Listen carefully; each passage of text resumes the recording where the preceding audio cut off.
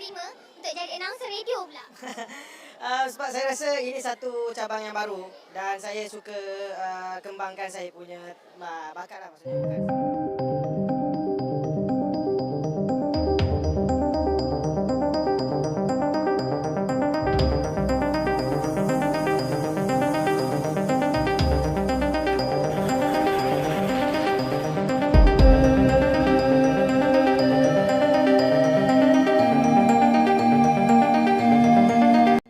Publik Malaysia kecewa berat setelah tim nasional U11 mereka harus menelan kekalahan telak 0-4 dari Vietnam.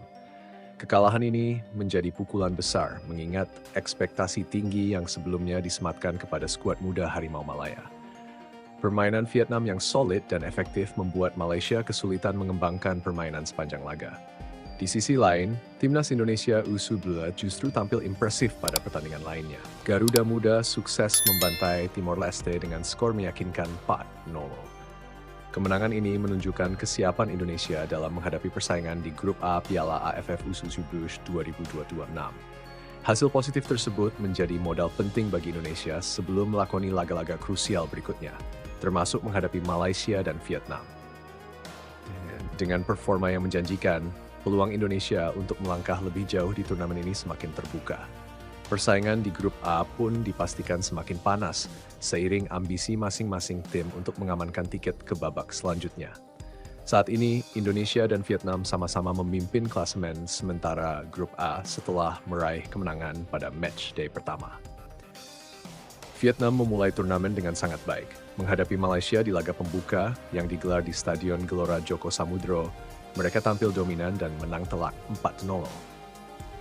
Pelatih Vietnam mengungkapkan rasa puasnya terhadap performa tim, meskipun persiapan mereka tergolong singkat.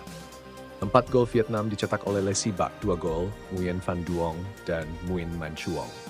Le Si Bak menjadi bintang di babak pertama dengan 2 gol cepat yang membuka keunggulan timnya.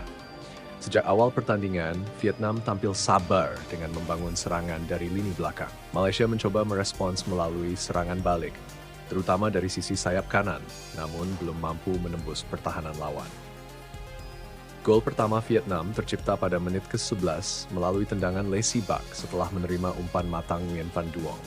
Malaysia yang tertinggal mencoba meningkatkan intensitas serangan, tetapi belum membuahkan hasil. Pada menit ke-27, Le Si Bak kembali mencetak gol keduanya setelah berdiri bebas di depan gawang. Vietnam kemudian memperlebar keunggulan menjadi 3-0 pada menit ke-38 melalui sepakan Nguyen Van Duong. Memasuki akhir babak pertama, Vietnam mulai menurunkan tempo permainan dan lebih banyak menguasai bola. Skor 3-0 bertahan hingga turun minum. Di babak kedua, Malaysia mencoba bangkit dengan meningkatkan tekanan sejak awal. Namun, Vietnam tetap konsisten dengan permainan penguasaan bola dan pressing ketat yang membuat ruang gerak lawan semakin terbatas. Gol keempat Vietnam tercipta pada menit ke-56 melalui sepakan kaki kiri Nguyen Man Chuong setelah menerima umpan Nguyen Ngoc An. Setelah gol tersebut, Vietnam tetap menjaga keseimbangan permainan sambil sesekali melancarkan serangan. Malaysia terus berupaya memperkecil ketertinggalan. Namun, solidnya lini pertahanan Vietnam membuat setiap peluang gagal berbuah gol. Hingga peluit panjang dibunyikan, skor 4-0 tetap bertahan untuk kemenangan Vietnam. Sementara itu, Indonesia juga meraih hasil identik saat menghadapi Timor Leste.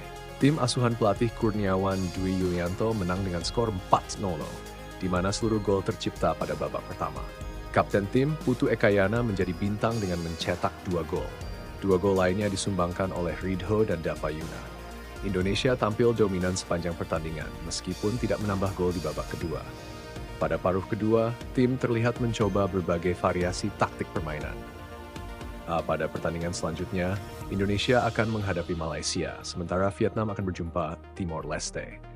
Laga matchday kedua Grup A akan digelar pada Kamis 16 April. Vietnam dijadwalkan menghadapi Timor Leste pada pukul 19.30 WIB di Stadion Gelora Joko Samudro, Gresik. Sementara itu, Indonesia akan melawan Malaysia di tempat yang sama pada pukul 19.30 WIB.